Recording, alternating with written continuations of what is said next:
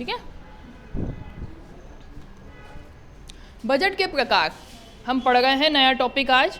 Budget के प्रकार आपके हैं, पहला है जीरो बेस्ड बजट, दूसरा है आपके परफॉर्मेंस बजट, तीसरा है आउटकम बजट, चौथा है जेंडर बेस्ड बजट।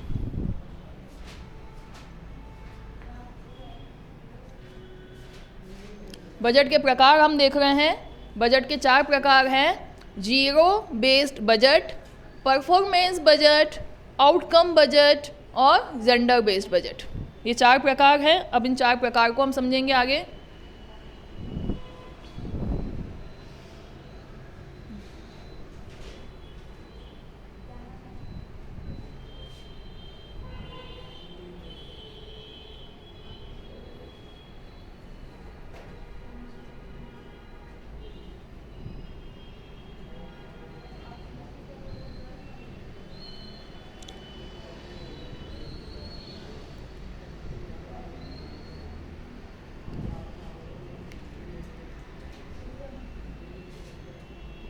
हो गया। अब ये 4 प्रकार याद रहेंगे आपको, बिना देखे बोल के बताओ कौन से 4 प्रकार हैं।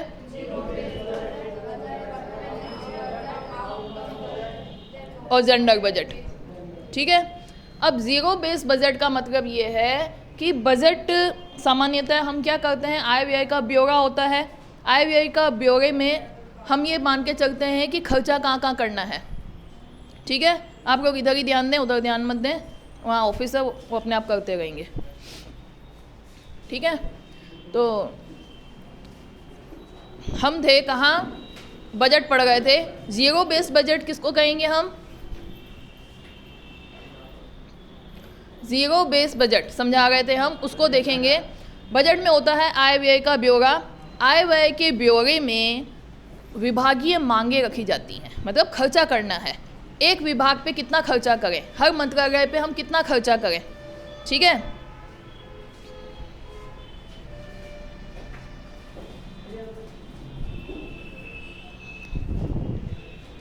जीरो बेस बजट में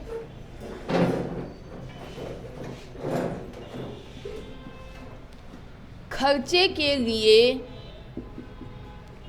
शुरुआत से समीक्षा की जाती है।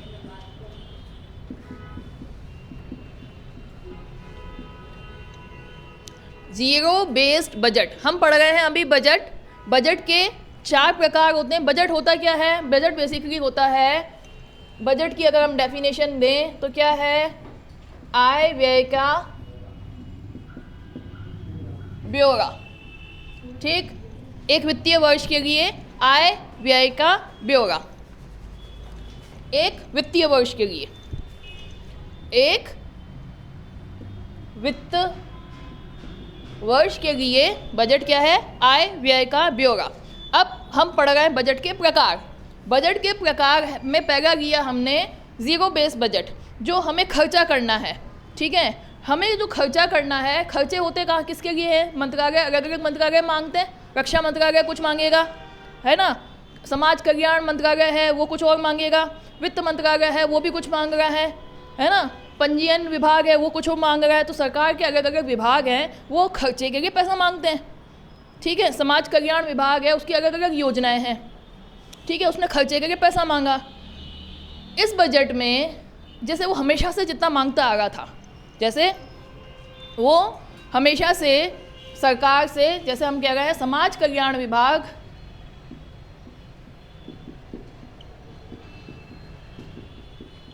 की कोई योजना है, मनरेगा, ये एक योजना है माना कि, ठीक है, ठीक है। अब इस योजना के लिए पैसा मांगा जाता है, माना कि 10 लाख करोड़ रुपए, या हम यूँ मांग रहे हैं 1 लाख करोड़ रुपए इसके लिए मांगे गए।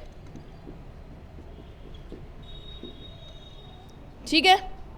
1,00,000 करोड़ रुपए इसके लिए मांगे गए। तो पिछले साल मांगे गए थे 1,00,000 करोड़, उन्होंने कहा पिछले साल भी आपने 1,00,000 दिया था, हमें अब के ज़्यादा खर्चा करेंगे हम, आप हमें 1,25,000 दे दो। पिछले साल 1,00,000 दिया था, अब के 1,25,000 दे दो।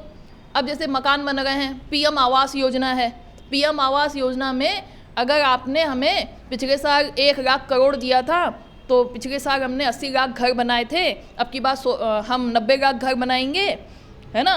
तो आप हमें 1,00,000 दिया था, तो अब की बात 1,25,000 दे दो, 1,50,000 करोड़ दे दो। ऐसा हमेशा से सामान्यतः होता है। लेकिन ज़ीरो बेस बजट में ये कहा जाएगा पीछे आपको क्या दिया गया था, पीछे आपने क्या किया था, इससे हमको कोई मतलब नहीं है। शुरुआत से बताओ इस साल क्या होगा, कैसे करेंगे, और घर बनाना सही है भी कि नहीं, बनाना फ़ायदेमंद होगा कि नहीं, उसकी समीक्षा शुरुआत से करेंगे हम। एक तो तरीका ये है कि जैसे पीएम आवास योजना है, ठीक, पीएम आवास योजना के लिए हमारा पिछला साल था 2021-22, इसके लिए दिए गए थे 1,00,000 करोड़, ठीक है। तो 22-23 में आप मांग लो क्या, यहाँ बनाए थे हमने 40,00,000 घर, यहाँ कह दो कि हम बनाएंगे 50,00,000 घर, और आप हमको कितना दे दो, 1,25,000 दे दो। एक तो मांग करने का ये तरीका हुआ, पिछले साल ये था, हमने इतने बनाए थे, आपने इतना दिया था, अब हमें ये दे दो। ज़ीरो बेस बजट कह रहा है कि आप तो शुरुआत से बताओ घर बनाने में खर्चा कितने आते हैं, कर्मचारी कितने लगते हैं, कितनों को बांटा जाता है, फ़ायदा कितना होता है, इस सरकारी योजना से कोई फ़ायदा हो रहा है या नहीं, या इस योजना को ही बंद कर दिया जाए। शुरुआत से बताओ हमें सारी बात, पुरानी बातें भूल जाओ आप, पुरानी बात मत करो। तो इसको क्या कहते हैं हम, ज़ीरो बेस बजट। ज़ीरो मतलब शुरुआत से समीक्षा की जाती है हर चीज़ की, हर बात की, हर खर्चे की, पुरानी बातों की समीक्षा नहीं कि पीछे 1,00,000 दिया था तो अब 1,25,000 दे दो। 1,25,000 चाहिए तो बताओ कैसे, कहाँ खर्चा करोगे 1,25,000 का, क्या ये योजना ज़रूरी है या उसको बंद कर दिया जाए, इससे कितना फ़ायदा हो रहा है। आगे के बात समझ में। ज़ीरो बेस बजट में फाइनली क्या कहना है अपने को, शुरुआत से समीक्षा, उपयोगिता, व्यवहारिकता, खर्चे की शुरुआत से समीक्षा की जाती है। किसकी समीक्षा की जाती है, योजना की उपयोगिता, खर्चे की उपयोगिता जो हम कर रहे हैं, उपयोगिता, व्यवहारिकता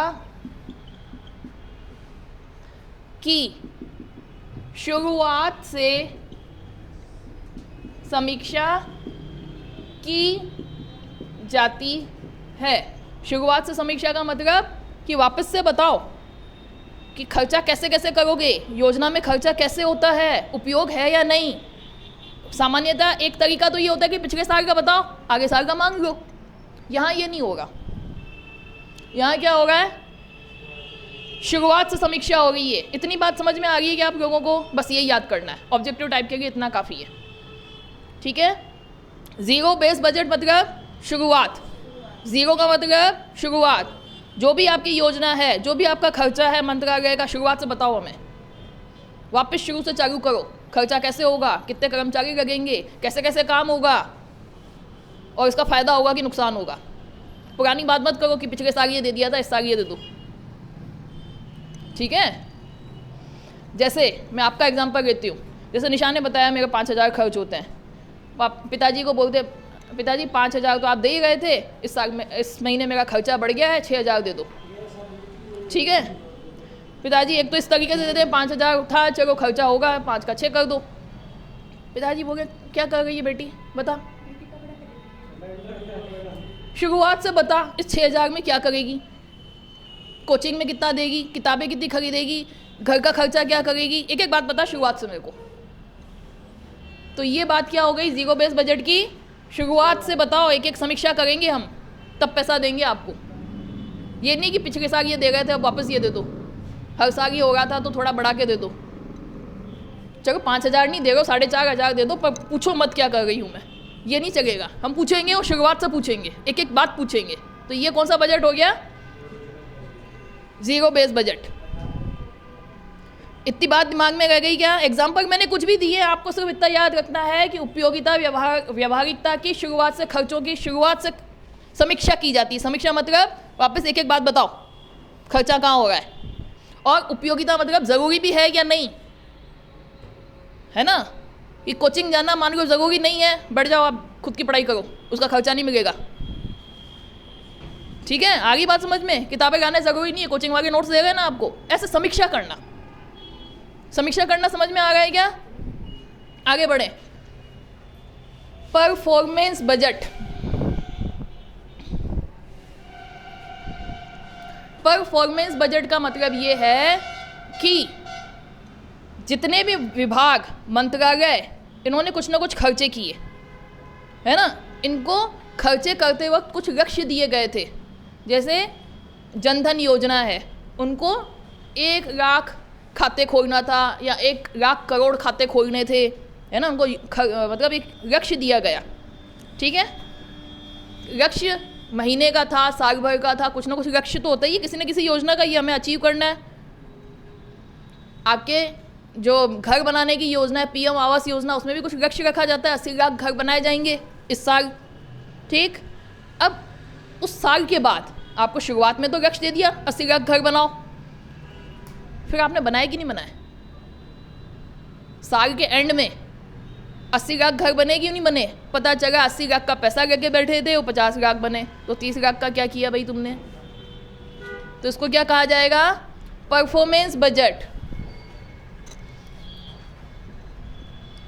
साल के अंत में या वित्तीय वर्ष के अंत में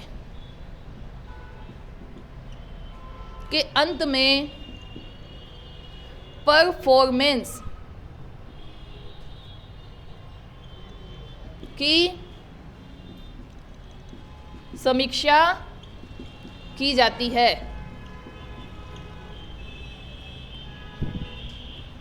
लक्ष्य के अनुसार कितना काम हुआ है। ठीक है,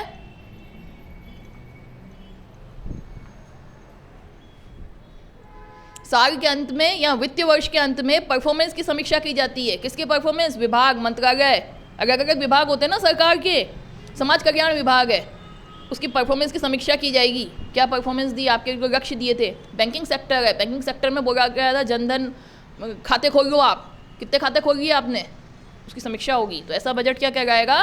performance budget.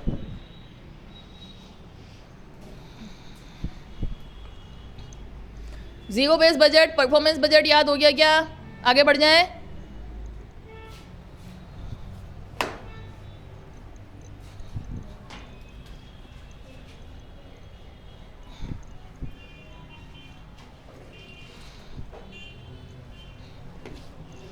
Outcome budget. Outcome budget में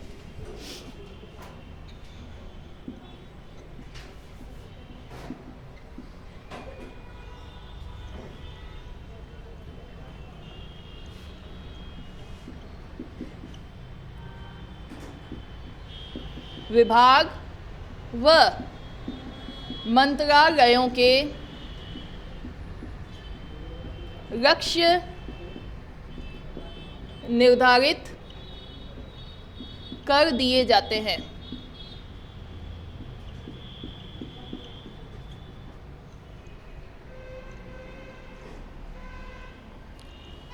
जैसे मैंने आपको बताया कि इतने खाते खोलने हैं, तो लक्ष्य पहले बता दिया गया।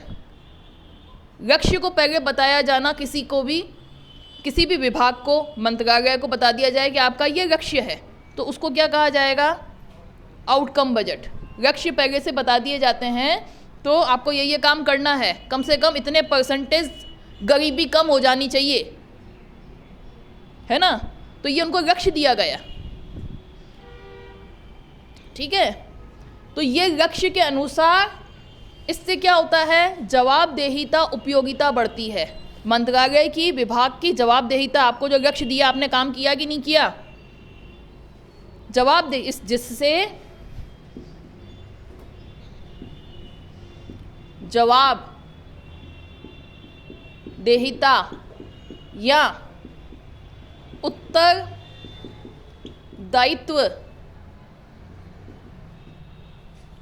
निर्धारित होता है।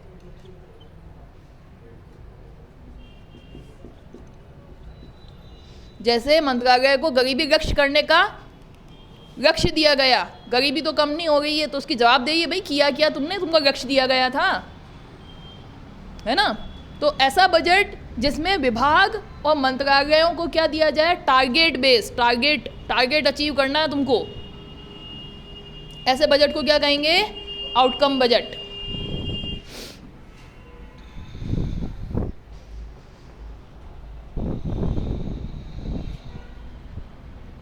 मिटा दें, आगे बढ़ें।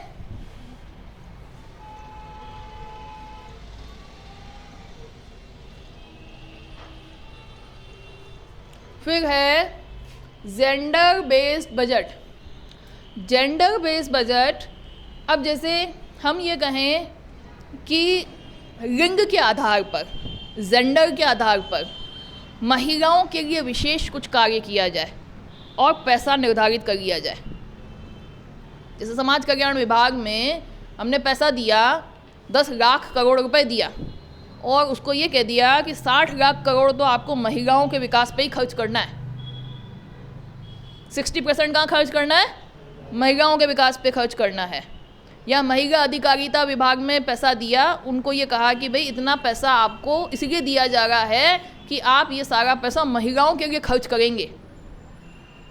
तो बजट में ये जब ध्यान रखा जाए कि महिलाओं के लिए ये करना है या खास किसी जेंडर के लिए ये करना है, जेंडर मतलब पुरुष महिला कुछ भी हो सकता है, लेकिन सामान्यतः किस पे ध्यान दिया जाता है, महिलाओं पे, है ना, क्योंकि महिलाओं की सामाजिक स्थिति, आर्थिक स्थिति समाज में पिछड़ी मानी जाती है। तो उसके विकास के लिए खास कुछ निर्धारित किया जाए, पैसे को निश्चित किया जाए, तो ऐसे बजट को क्या कहा जाएगा, जेंडर बेस्ड बजट। ऐसा बजट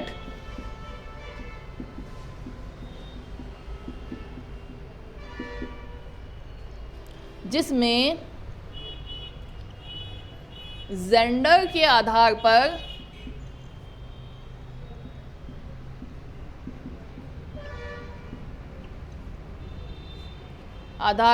धन आवंटित किया जाए,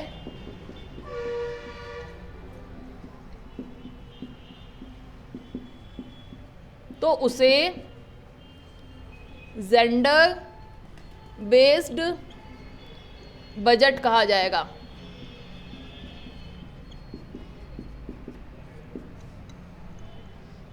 जैसे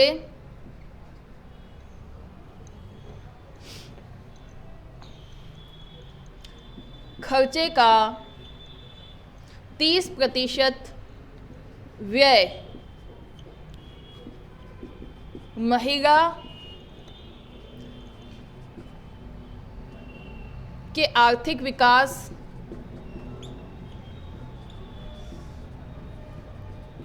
पर किया जाए। एग्जाम्पल, ये एग्जाम्पल है। जैसे बजट में 30% तय कर लिया, हम जो भी खर्चा करेंगे उसमें से 30% व्यय तो हम महिलाओं पे ही खर्च करेंगे। तो ऐसा बजट अगर कहीं हो तो क्या कहा जाएगा उसको, जेंडर बेस्ड बजट। तो हमने 4 प्रकार के बजट पढ़ लिए।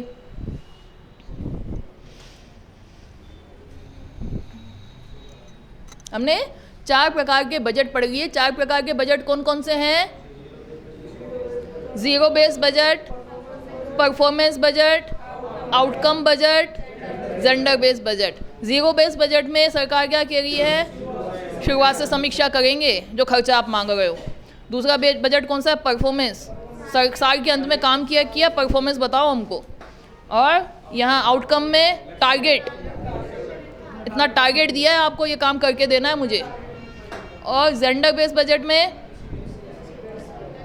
जेंडर के आधार पर महिलाओं के लिए खर्चा दिया जाए तो उसको क्या कहा जाएगा, जेंडर बेस्ड बजट। आगे बढ़ जाए, नेक्स्ट। इतना तो याद हो गया आपको बजट के बारे में। नेक्स्ट पढ़ते हैं अब हम बजट निर्माण की प्रक्रिया को पढ़ते हैं। संविधान के अनुसार और लोकसभा में, लोकसभा में, राज्यसभा में राष्ट्रपति के द्वारा बजट पास कैसे होता है। आप लोगों का थोड़ा बेस बन चुका है, अब थोड़ा अपन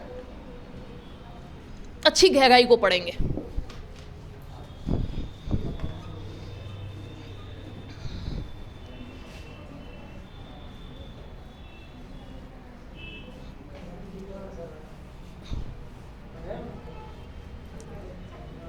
कल से थोड़ा अपना टाइम 8 बजे फिक्स कर दूंगी, फिक्स आ जाऊंगी मैं। पढ़ते हैं थोड़ा इकोनॉमिक्स अच्छे। इंटरेस्ट नहीं आ रहा क्या आप लोगों को? इकोनॉमिक्स में हम पढ़ रहे थे बजट निर्माण प्रक्रिया पढ़ रहे हैं।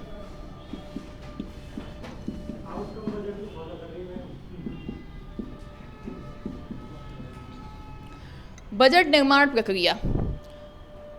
संविधान में बजट के लिए, बजट नाम तो है ही नहीं, 110 अनुच्छेद, आर्टिकल इंग्लिश में कहेंगे, धन विधेयक के बारे में बताया गया है।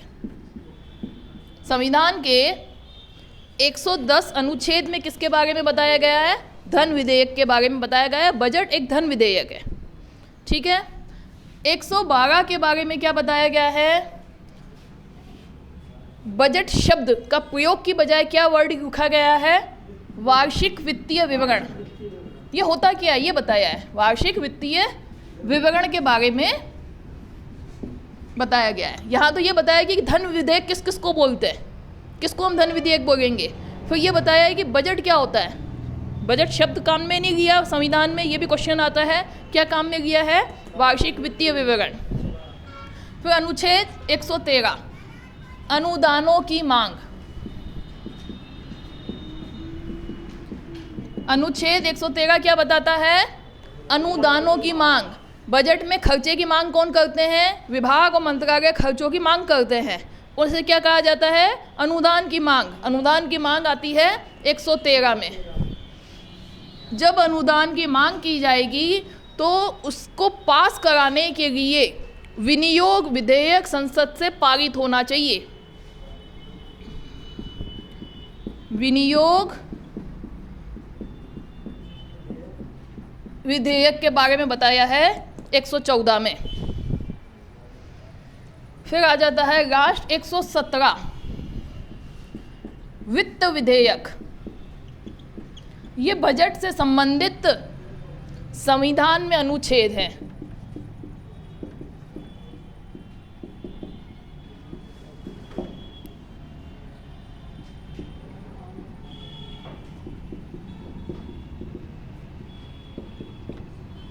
है ना, ये सब आर्टिकल है, अनुच्छेद लिख लो या आर्टिकल लिख लो, एक ही बात है,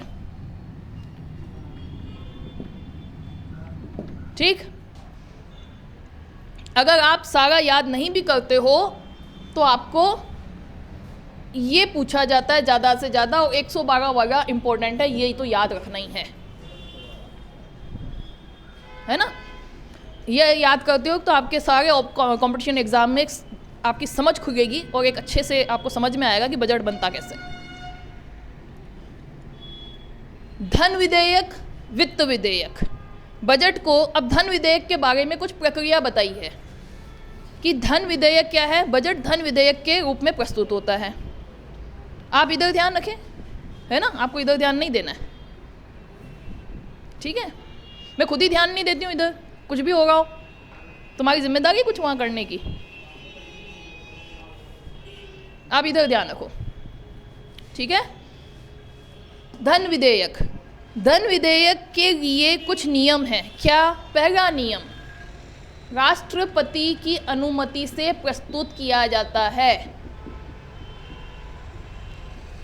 धन विधेयक के बारे में बता रही हूं मैं, राष्ट्रपति की अनुमति से प्रस्तुत किया जाता है। कहाँ प्रस्तुत किया जाता है? लोकसभा में। सरकारी मंत्री द्वारा ही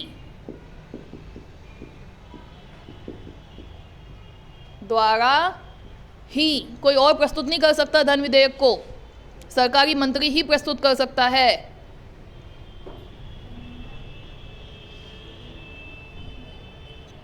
लोकसभा में पारित हो जाने के बाद यह धन विधेयक जाता है राज्यसभा में। राज्यसभा को सिर्फ 14 दिन दिए जाते हैं। आप पास करो तो ठीक, नहीं पास करो तो पास मान लिया जाएगा। संविधान, इसमें राज्यसभा की शक्तियाँ क्या हैं, इसमें कम है। 14 दिन में अगर उसने पास किया तो ठीक, नहीं तो पास 14 दिन में पास, 14 दिन में पास, नहीं तो स्वतः पास हो जाएगा। और फिर राष्ट्र में क्या आएगा, राष्ट्रपति के हस्ताक्षर से आपका बजट विधेयक जो भी है सारा पास हो गया। और फिर आपको संचित निधि से खर्चा करने की अनुमति मिल गई, सरकार के राजकोष से खर्चा करने की अनुमति मिल गई। अब सरकार इस बजट के अनुसार सरकार के राजकोष से पैसा निकालेगी और खर्चा करेगी। आगे बात समझ में। धन विधेयक है बजट, और उसके लिए नियम क्या, वो संविधान में क्या बोला गया है, राष्ट्रपति की अनुमति ले लो पहले, लोकसभा में ही प्रस्तुत होगा, राज्यसभा में प्रस्तुत भी नहीं हो सकता, सरकारी मंत्री ही प्रस्तुत करेगा, कोई और प्रस्तुत नहीं कर सकता, कोई और सांसद प्रस्तुत नहीं कर सकता। राज्यसभा को दिए 14 दिन, सिफारिश करनी है कर लो कि आप ऐसा करो, ये खर्चा मत बढ़ाओ, आप ऐसा करो, रक्षा बजट पे इतना खर्चा करोगे तो कल्याणकारी योजनाएं कैसे चलेंगी, सलाह दे दो, मानू नहीं मानू मेरी मर्जी। कौन नहीं मानेगा, लोकसभा। अगर कोई सलाह दी है तो वापस चला जाएगा लोकसभा में, सलाह माने नहीं माने लोकसभा की मर्जी। और 14 दिन दे दिए, हस्ताक्षर मतलब आप इसको पास करो, नहीं करो तो स्वतः पास है, आपकी सलाह मानना मेरे लिए ज़रूरी नहीं है, ठीक है। तो राज्यसभा को अधिकार नहीं है इस धन विधेयक के लिए, ठीक है।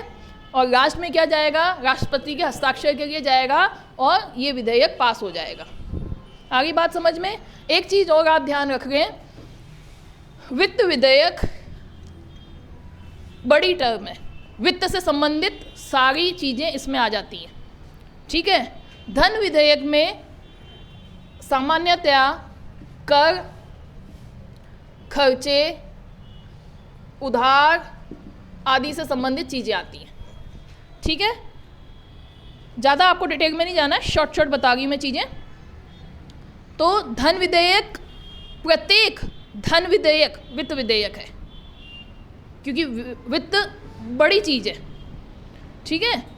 जैसे हम बीए की बात करें तो बीए में 3 साल होते हैं, first year, second year, third year. तो धन विधेयक किसका हिस्सा है, वित्त विधेयक का हिस्सा है, एक पार्ट है एक तरीके से, है ना। वित्त विधेयक क्या है, बड़ी टर्म है। दूसरी चीज़, इसमें एक चीज़ आप ध्यान रख लो, प्रत्येक धन विधेयक वित्त विधेयक है, प्रत्येक धन विधेयक क्या है, वित्त विधेयक है, परंतु प्रत्येक वित्त विधेयक धन विधेयक नहीं है, बस इतना सा ध्यान रखो आप। परंतु प्रत्येक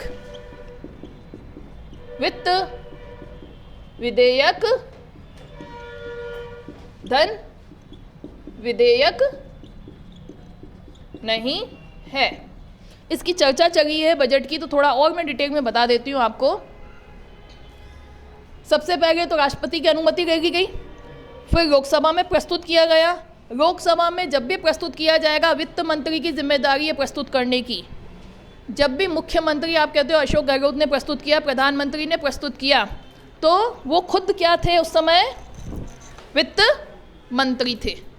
जैसे इंदिरा गांधी ने प्रस्तुत किया था, राजीव गांधी ने प्रस्तुत किया था, या जवाहरलाल नेहरू ने प्रस्तुत किया था, तो वो वित्त मंत्री की जिम्मेदारी भी उनकी थी। या अभी मुख्यमंत्री गहलोत जी ने प्रस्तुत किया है, तो ये वित्त मंत्रालय उनके पास है, इसलिए प्रस्तुत किया है। तो प्रस्तुत कौन करता है, वित्त मंत्री। लेकिन वित्त मंत्री अगर बीमार हो, अभी पिछला केस हुआ था एक, जिसमें आपके वित्त मंत्री, नाम मिस कर रही हूँ मैं, जो वकील थे अपने, जो अरुण जेटली बीमार चल रहे थे। अरुण जेटली वित्त मंत्री थे, अभी तो कौन है, निर्मला सीतारमण। उसके पहले कौन था, अरुण जेटली जब बीमार थे तो अब वित्त मंत्री की जिम्मेदारी है, तो उसकी जगह किसने प्रस्तुत किया, पीयूष गोयल जी ने प्रस्तुत किया, जो सरकारी मंत्री थे। तो यहाँ पे क्या लिखा हुआ है, सरकारी मंत्री ही प्रस्तुत करेगा। जिम्मेदारी किसकी है, वित्त मंत्री। क्वेश्चन आता है क्या लिखोगे आप, वित्त मंत्री। बजट कौन प्रस्तुत कर रहा है? वित्त मंत्री।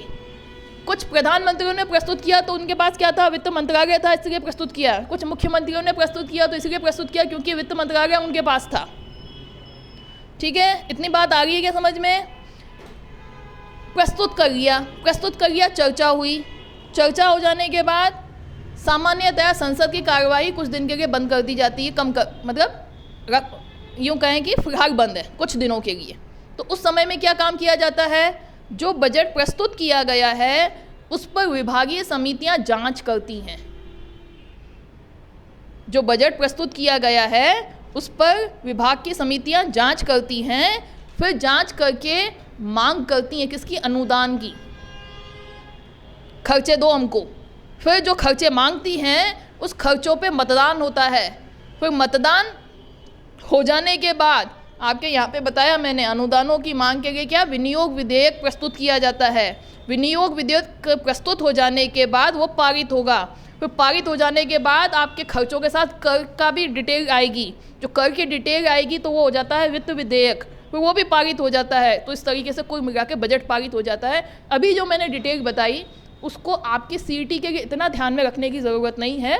ये जो मैंने बोर्ड पे लिखा है कम से कम इसको ध्यान में रख लो। एक कॉमन सेंस बढ़ाने के लिए मैंने सारी चीज़ें आपको बता दी कि बजट निर्माण प्रक्रिया इस तरीके से होती है। जो मैंने बोर्ड पे लिखा है वो तो कम से कम आपको ध्यान में होना चाहिए। इतना याद रह जाएगा क्या आपको? ठीक है, इसमें भी ये वाला इम्पोर्टेंट है, ये आपको याद नहीं भी हो तो भी चल जाएगा। ज़्यादा ज़्यादा एक वित्त विधेयक ध्यान में रख लेना, एक ये ध्यान में रख लेना, एक ये ध्यान में रख लेना, और ये जो मैंने बताया ये ध्यान में रख लेना। ठीक, एक्स्ट्रा डिटेल मैंने आपको बताई है एक आपके माइंड को थोड़ा ब्रॉड करने के लिए।